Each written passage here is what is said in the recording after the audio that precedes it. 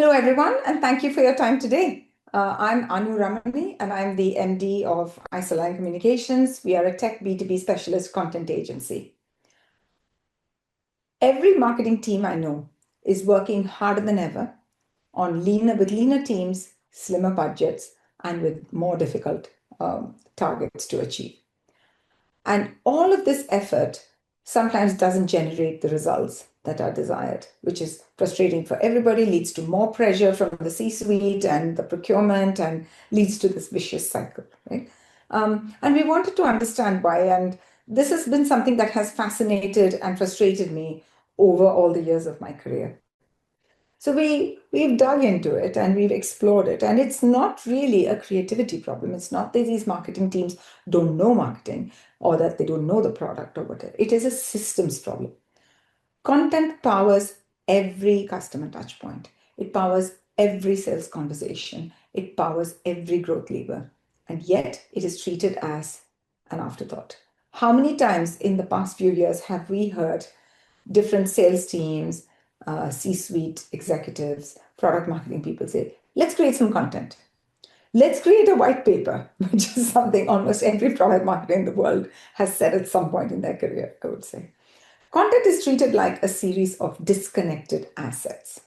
So what we thought we'd do this year in our latest quarterly report is to answer that big question: what can content achieve if it were treated with the seriousness and the gravity that it deserves? What if we treated content as something as important to the business as maybe a telecom company's network or a software company's platform? How would we change how we plan, structure, and measure our work? But our opinion, okay, we decided we wouldn't go with just our own opinion, right? So we spoke to over 150 senior technology marketers across the US and the UK. And we asked them for their pain points, etc., which we've compiled into a report. It's on our website. You can read it. It's ungated. And some points we found, right? Over a third of senior tech marketers spend all their time responding to ad hoc content requests. There's no strategy. There's usually a strategy. There may be a strategy, a documented strategy, or a plan for the year. It's often just written, then abandoned. And the whole year is spent reacting to ad hoc go-to-market requests. 50% of the senior marketers that we spoke to found that there is a plan which is approved and aligned upon, and then the whole thing is abandoned because business priorities keep shifting. So how does a content plan adapt and be agile, rather than just get abandoned and back to ad hoc requests, right? But what was the most surprising thing is you would imagine that an organization that's not used to marketing tends to do this. But this problem is consistent, regardless of whether the company is a startup with a very small team or a very large, well-established organization, regardless of whether the company is a challenger or a leader, has been in the market for a very long time, or is a new market entrant. So, a lot of similarities there in the way content is treated. Anyway, but apart from the report today, what we thought we'd do is add, the perspectives of some senior marketing leaders from different tech B2B verticals. And today I'm delighted that I'm joined by Marty and Pawan. First, I'd like to introduce Marty Roberts, who is a broadcast tech marketing expert. He is revered, respected, and feared in equal measure. And I've known Marty anytime these past 6 years, and it's been a pleasure and a delight to work with him over the years. He founded and sold Wicked Labs. He was then the VP of Product Marketing and Strategy of Brightcove, and now is the COO of Tagboard, which is an Emmy-nominated customer experience platform designed to help storytellers produce content that's more engaging, more interactive, and more sticky. Marty, welcome. Thank you. Next, I'd like to introduce Pawan Rao. He's one of the most experienced marketers around in the digital transformation and IT services space. He's worked with Mahindra, with Sutherland Global, and he's currently the Global Head of Marketing and Growth Initiatives for IGT Solutions, which is a next-gen customer experience and technology company. Welcome, Pawan. Thank you so much, and great to be here. Thank you for having me. Marty, we see companies, tech B2B companies in the broadcast tech space, telecom, wherever we work, stuck in reactive content modes, and content seems to have all the responsibility and none of the power. What kind of a mindset shift? What's the one most important shift that you would recommend for a team to move from reactive to strategic content operations? Yeah, I think that in a lot of organizations, content is kind of the tail on the dog. And I find it's kind of, uh, blending the metaphor a little bit. It's kind of the neck. It's somewhere between the brain and the connective tissue of the entire body to make that actually happen. I think what you find a lot, or what I found in my experience, is that hey, we want to run this campaign next quarter. Let's go develop some content to support it. And that feels very, I think the resulting content is oftentimes pretty vapid. It just doesn't really hit home. And I have a bar that where, some of the fear comes from my team, where I fundamentally believe that if a prospect, one of our audience members that we're targeting with some of our content or our campaigns, they should walk away smarter from that content. If they're going to take their time, if they're going to, we owe them that, that they are, yeah, they're a little more enlightened on the other side of consuming that video or that white paper or whatever document we decide to create there, whatever artifact. So I really think a lot about what's our positioning strategy relative to our competition in the market? What story then do we want to support that with? What do we really want to emphasize from that? And developing content that's connected to that. From there, then we can then develop campaigns against it. We can develop social strategies against it. We can develop PR against it. But really thinking through how do we want to position ourselves in the market? And then what's the content to support that story itself or parts of that story? And then everything else flows from that. And that's kind of how I think about content relative to an overall marketing strategy. So the most important shift is to move from we need this piece of content to what positioning are we trying to drive home? What does the audience need in order to walk away smarter? That's exactly right. That's exactly right. And then, what's really nice about that is when you have that as a foundational piece, then campaigns get a lot easier because then you can, bring people into that content through different avenues with different types of ads, with different types of emails, with different types of, webinars, whatever you want to do. Having a good content base actually really helps accelerate the entire marketing machine. So operationally, what should a content team do in order to be able to elevate itself from that reactive mode into this strategic model? Yeah. I really think it starts with good product marketing, really understand your positioning relative to how you want to position your company and your product versus the competition that's in the market today. Fundamentally, having good positioning then gives you, I think about it as different pillars that I want to emphasize that are really going to best set up my sales team ultimately to talk about our product. And you're kind of, you are softening the ground so that when they come in and they start talking to a customer or prospect, that prospect has heard about you, that they have a positive view, again, because they probably learned something from that content, and that they are already smart enough on your product and why it might be better just because it's part of the overall content story that you have there. And that's not to say you have to be so overt. Content strategies that are overtly talking about the product tend to not work as well as more things that are broader pieces, industry pieces, talking about trends, etc. Obviously, that just coincidentally ends up where your product is the best answer to that story. The final, the climax in that drama as it comes through is obviously you need a product that's just like ours, and ours is pretty unique in the market in that way. So, it takes some good planning, but being proactive and thinking about that up front, again, what I find is it feels like you're going a little slow at first because there's a lot of work that has to go into that up front, but everything goes faster on the other side of it. So you go a little bit slow to go faster later. Pawan, the first question I'd like to hit you with is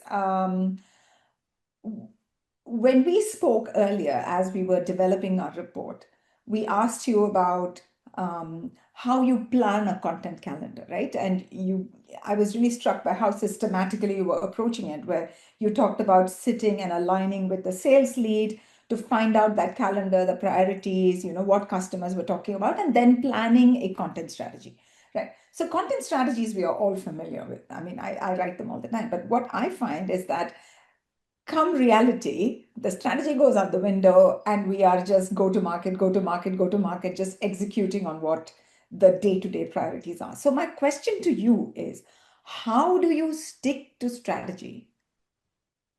It's a great question, Anu. And basically, the whole point is to get back to fundamentals of basics, as I call it. I think the initial or first step is to stop moving from accepting ad hoc requests, if you will. One of the pitfalls of a content marketer or the marketing organization is if ad hoc requests keep getting accepted and keep moving ahead, then that becomes sort of the default philosophy of the organization. I think there needs to be an intentionality in moving towards a very structured and planned process. And it's not very difficult once you start getting into the into the groove, so to speak. Having conversations with business owners, with sales leaders, understanding their priorities, short term, mid term, and long term, and then planning a content strategy around it is something that if put into place, will be very useful to the marketing team as well as to the business teams as well. The other thing that I'd like to call out here, Anu, is typically whenever there is a content request, the first instinct of content marketing is, when do you need it? I think the first question that needs to be asked is, why do you need it? Right? Because the why or the purpose of the asset or the content piece to be developed is the most critical in understanding A, whether we already have something that can be reused, B, we can already retailer or reuse it, or C, we may want to create a completely different asset from the one that's asked for, because that serves the need of the asset so much more. So those are a couple of things that I really want to emphasize, go a long way in sort of solving for this. Ultimately, in my mind, it is a question of quality over quantity. It is not the number of assets that you develop, but that every single asset that gets developed is solving a particular purpose that it's intended to do. That's, I mean, I couldn't agree more with all of those points. But just a supplementary question to you, Pawan, on that is, how do you build an agility into this? Because I've seen, like, as somebody who works with marketers like you across, what I find a lot is that quite often there's a very strong pushback from whoever's asking for that, let's call it a random asset, right? And if you say no, then two or three no's, and it goes up value chains, and marketing is not supportive and things like that. So how do you build in? There needs to be some amount of agility. So how do you build that in? Two things. One, I think one of the things that we really focus on is developing modular content. In a B2B scenario, there is, of course, there is complexity, but there is only so much complexity. There are only so many solutions that you're taking to market or so many products that you're taking to market. Really, when you understand the content roadmap in working with business, it is very possible to develop modular pieces of content that can be very quickly repurposed to whatever type of asset that you would want to create. And that really brings in the agility of being able to address immediate needs from a content perspective, while at the same time maintaining certain important things like brand voice or specific, how can I say, turn of phrases or specific keywords that are very impactful for our organization and for our offering. So that's one way in which we ensure that agility is processed, so to speak. Amazing.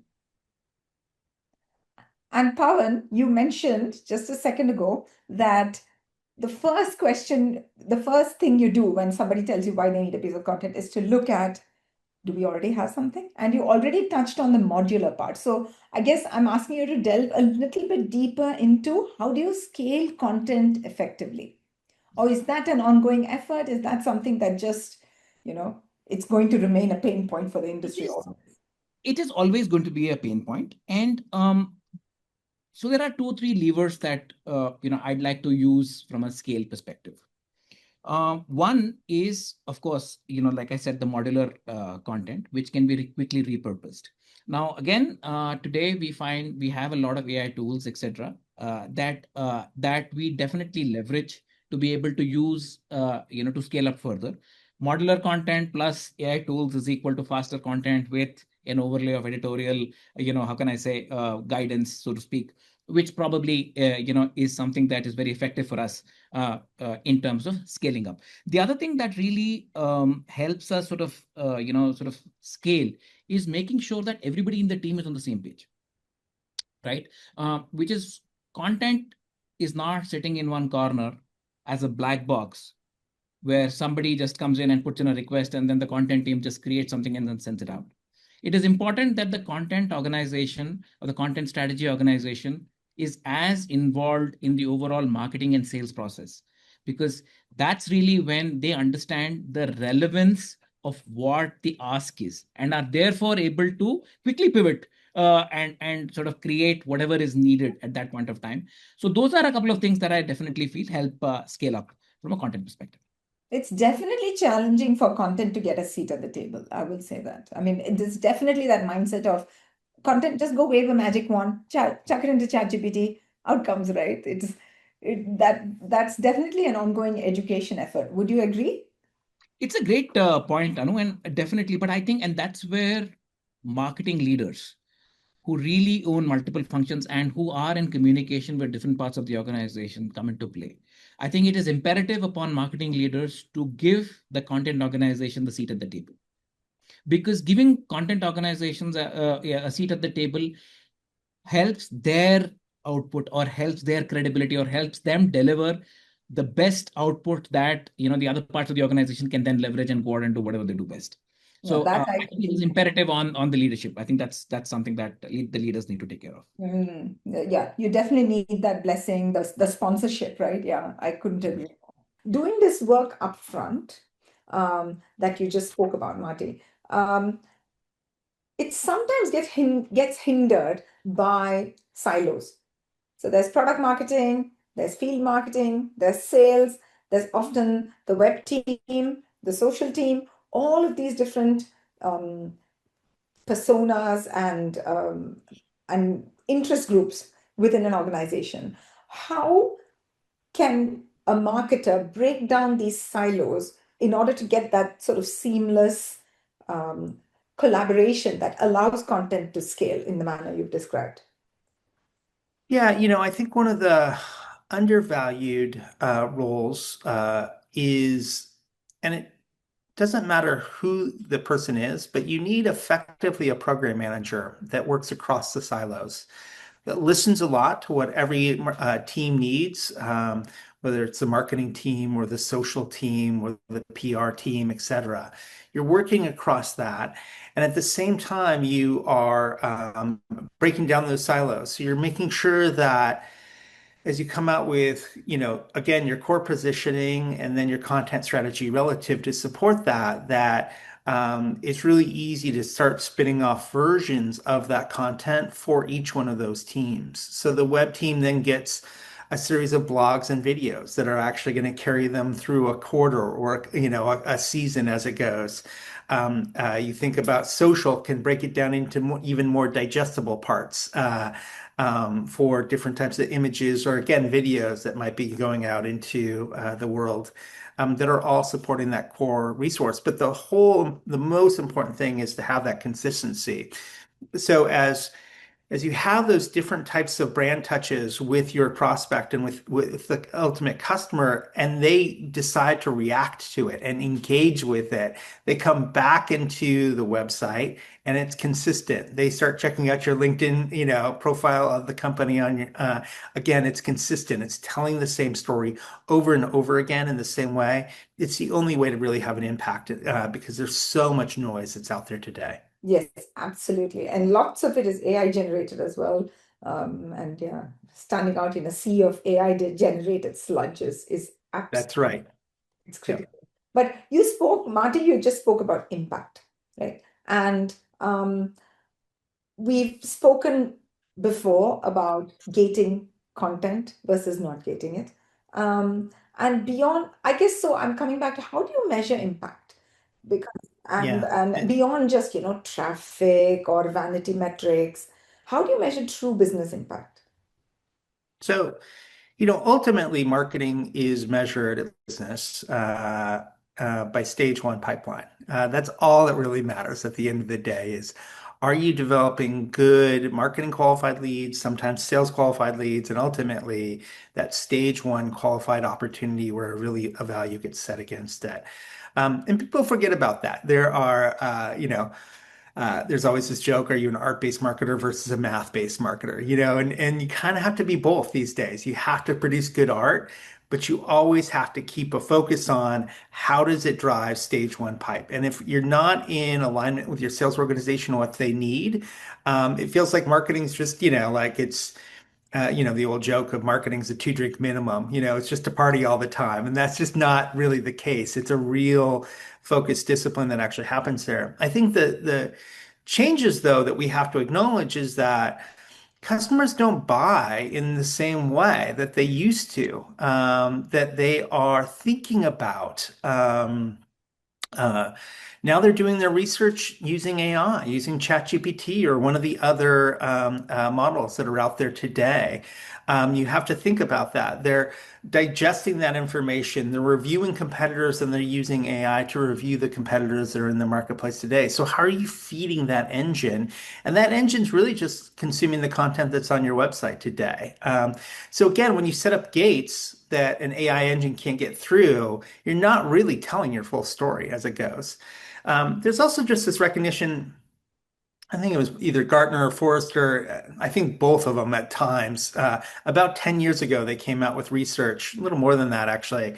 It just showed that buyers do 70 or 80% of the research before they ever contact a company. So the last thing they want is to fill out a form to actually get good information. And that's where you get, ASDF at yahoo.com, as your lead form kind of stuff, and that is a reality of that junk data coming into your system that just clutters everything up. I think it's much better actually to get rid of much of that those forms and those gates as possible to push as much of your content forward as possible and make it accessible to your customers, to the AI agents, et cetera, that are crawling your site. Make all that content available and digestible, and then respect that the customer and that prospect, they're going to contact you when they're ready, when they're in their buying cycle. They are going to turn around and they're going to reach back out. And so the goal is to be persistently present on their radar with good content that adds value. More times than not, you're going to end up as part of their consideration set when they're looking at switching vendors or adding new capabilities. Well, it is said, and I forget by whom, that only 5% of your prospect base is likely to be in market at any given time. Yeah, I So, mean that's exactly right. Especially as you have mature markets, it's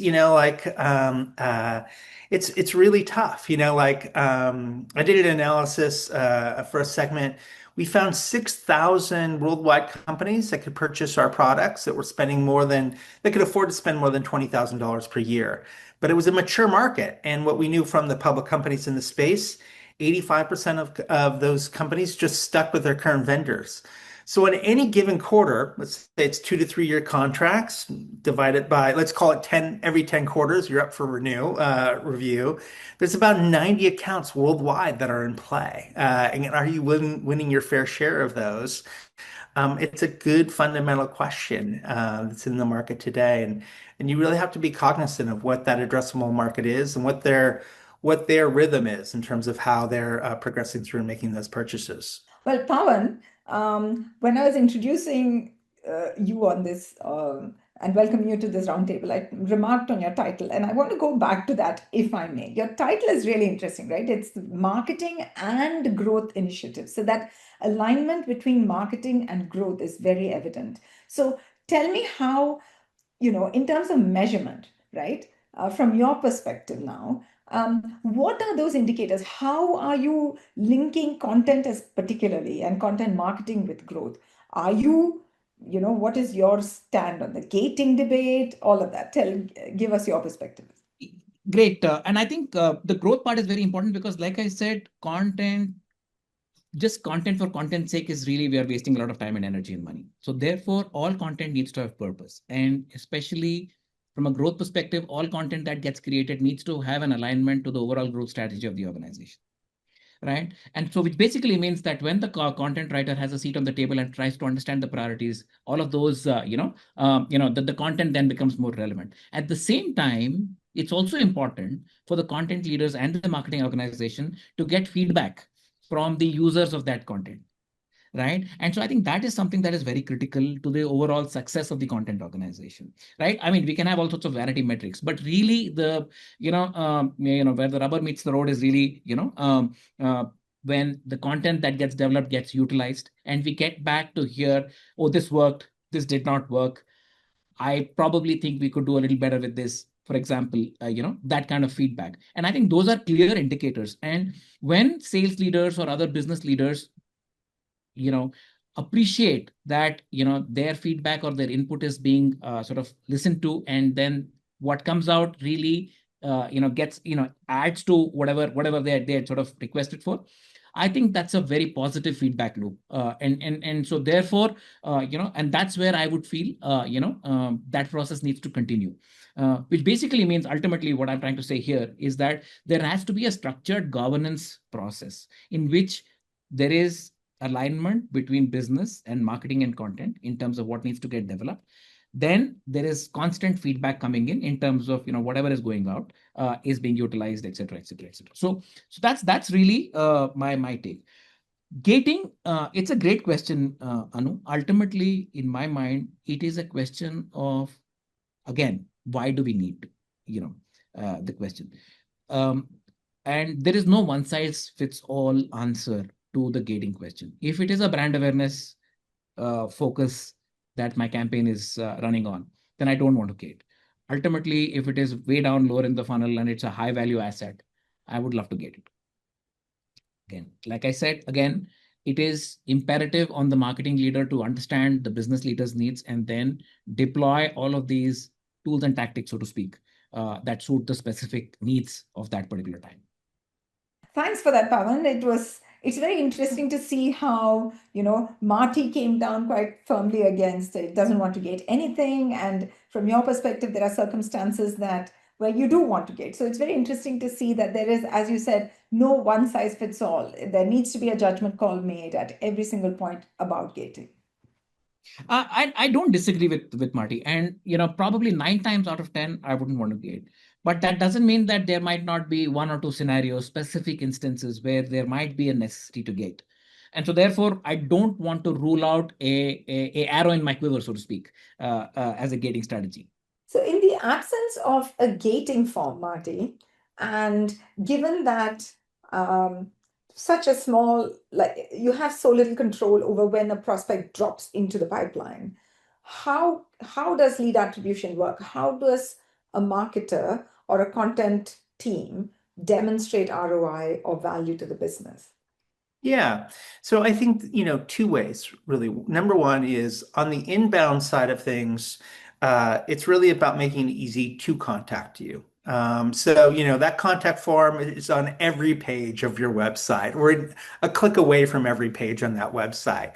I've had some success with interactive bots that actually will chat with you. I used Drift at my last company, things like that. Worked really well, actually, for engaging a prospect with a goal to like, hey, can I set up a meeting, and when are you available? A perfect thing for an AI bot to walk through with prospects in a really friendly way.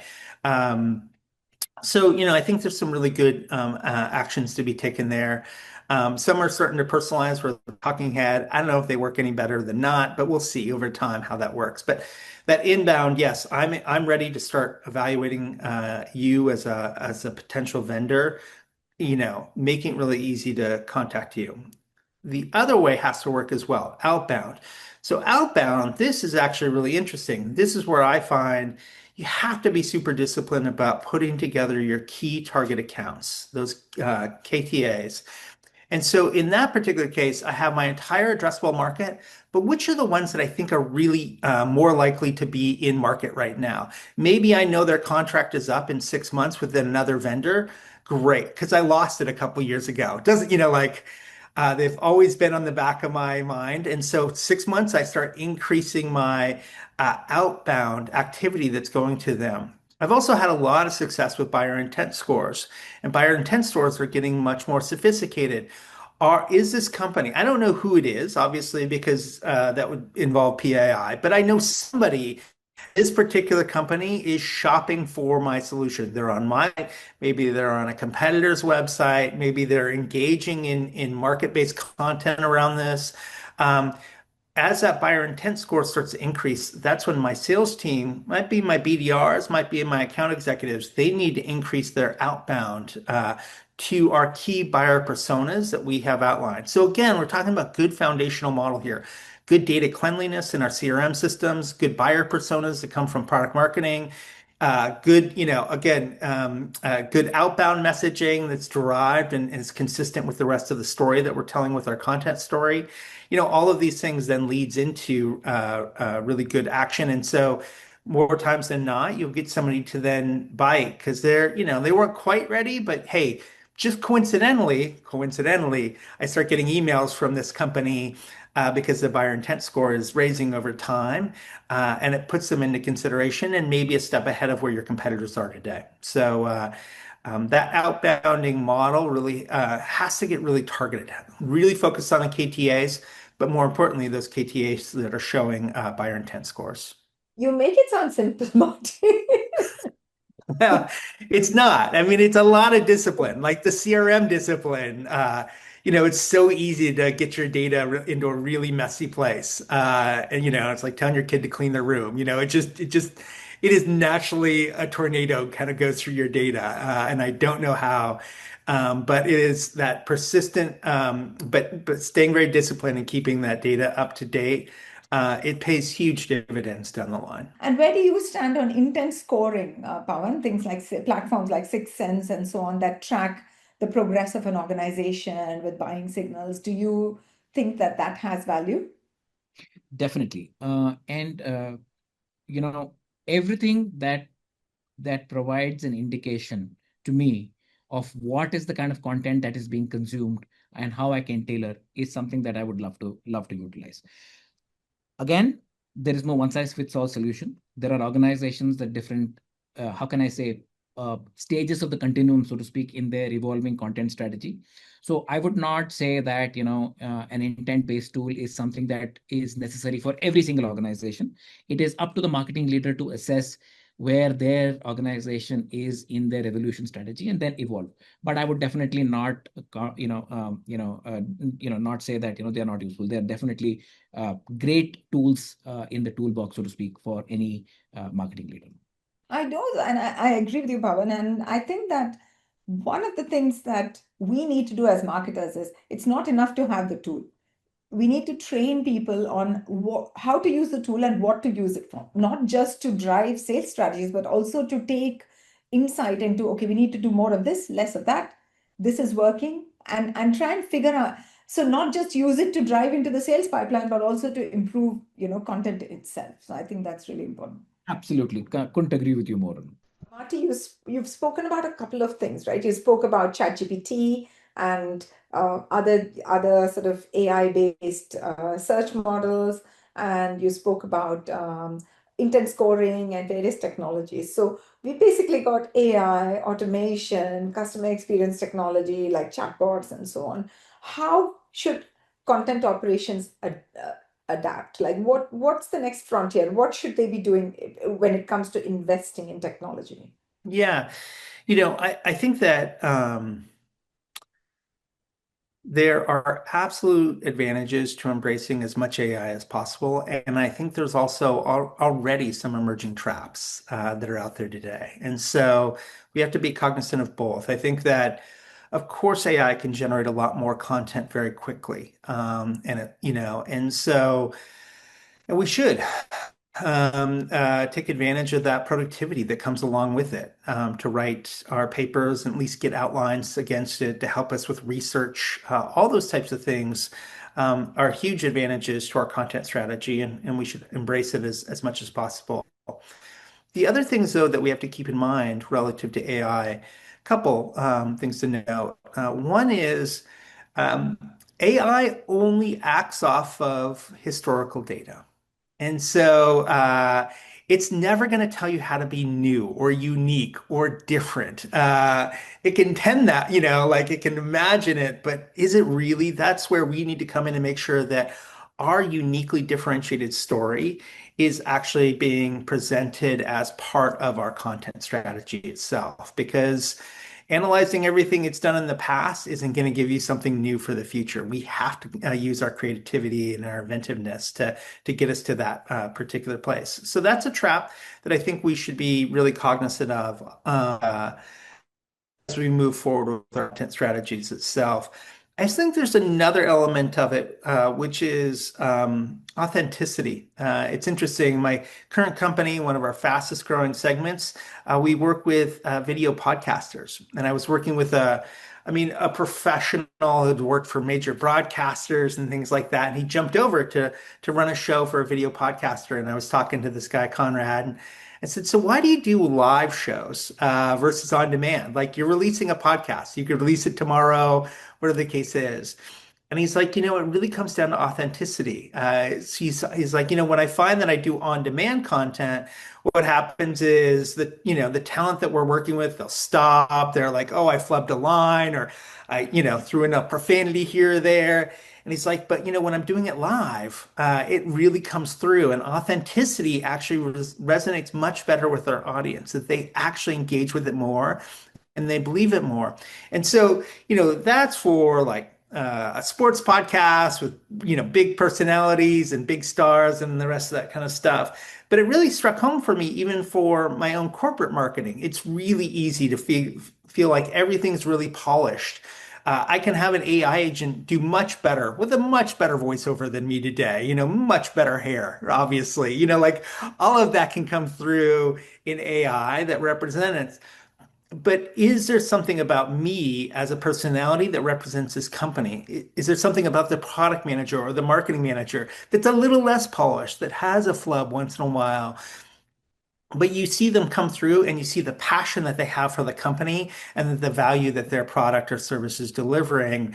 That hits home. And I think it's something we have to keep in mind that AI can't necessarily replace, which is that emotion and that passion that comes through as part of production today. And so it's just something we have to keep in mind is professionalism versus authenticity. Sometimes those are a little antithetical. And what I would say is authenticity always seems to deliver better results in our content strategy. So adopt AI, but don't go overboard. That's right. Exactly right. It's yes, all medicine in good measure. So yeah. And I'd like to ask the digital transformation expert here on, we've got so much digital transformation in content right now. And I'm talking AI, of course, automation, all of these intent tracking, all this customer experience technology and so on. So what are the tools that you're watching, Pawan? How would you bring digital transformation to the content function? Because it's an art. It can't be, I think the whole industry is now aligned that AI generated content doesn't work as well. I think there's no doubt about that in anybody's mind at the moment, but we can't ignore AI. So what's your feeling here? You're absolutely right, Anu. And today, as you say, we are being flooded with AI generated content. It is very clear when you look at a piece of content that it is AI generated. Maybe as the days evolve, the tools will get more sophisticated, etc. But in my mind, it is still some time away, and definitely not something that is reliable today. So where does that lead us as marketing leaders in terms of how we want to shape our content strategy, right? The important thing is AI tools are definitely very useful in creating first drafts or in quickly creating, like I said, using modular content to be able to create different types of content in a jiffy. Definitely human oversight is needed from an editorial perspective, from a judgment perspective, to make sure that there are enough guardrails. But more than that, it's also very important to have human perspective to bring in the brand voice, so to speak. because otherwise everybody's content seems to be the same. So that editorial oversight to make sure that your content sounds like something that's coming out of your organization is very, very important. But apart from that, I think definitely as like I said, tools in the toolbox, we use multiple tools. We use Perplexity, we use ChatGPT, we use Grammarly, Midjourney, and you name it. All of those tools are popular tools that get used in today's day and age, and definitely something that we also use as well. No, I agree. It's interesting that a year ago there was a very different feedback to AI generated content, right? It's amazing, it's as good as, and so on. And now slowly people are understanding that if I can do it, well, my competitor can do it. So there needs to be that value add and that unique perspective. The human in the loop is absolutely indispensable here. That's absolutely. Yeah. Well, it'll be very interesting to see how this whole thing evolves, that's for sure. Are there any other areas in which you would use AI in the content function or even in the marketing function more broadly, apart from to create content, Pawan? Design, definitely. There is a lot of content that gets generated through AI. Of course, again, like I said, editorial oversight. But in our design function, we definitely use multiple motion graphic tools as well as image tools to be able to create more engaging visuals. Again, the using AI in line with the content helps us sort of create much more how can I say harmonious images with the content, right? Otherwise, and I've been in this business for more than 2.5 decades now. It is really, how do I search on the on the stock image library for Happy people shaking hands. yeah, happy And people shaking hands. man in Yeah. data center. Yeah, so it's that, and if you search again, you will find probably another 15 companies using the same image for the same. So I think that's really where, with the right, like I said, editorial oversight, AI tools can be used to make both the content and the image speak specifically. Again, the use in, the other thing that I wanted to mention here is, with AI I can do a lot of personalization, because of the speed at which some of these content can be developed and and created. A lot of personalized messaging can then be created, so that sort of gives us a lot more flexibility in terms of addressing very niche audiences as well. So that's a few benefits that I feel today we are leveraging from a content perspective. Yeah, absolutely. And the use cases become ever more like, the more you do, the more becomes possible. So Absolutely. it's very thrilling, to be honest. That's all we have time for today. So, Marty, Pawan, thank you very much for your contribution. As always, a pleasure talking to you both. Absolutely enjoyed it. Thank you so much. Thank you, everyone. And join us again. You can read the full report on isolinecoms.com. And please follow our LinkedIn, share this video, and leave comments with your thoughts. We look forward to hearing what you have to say. Bye-bye.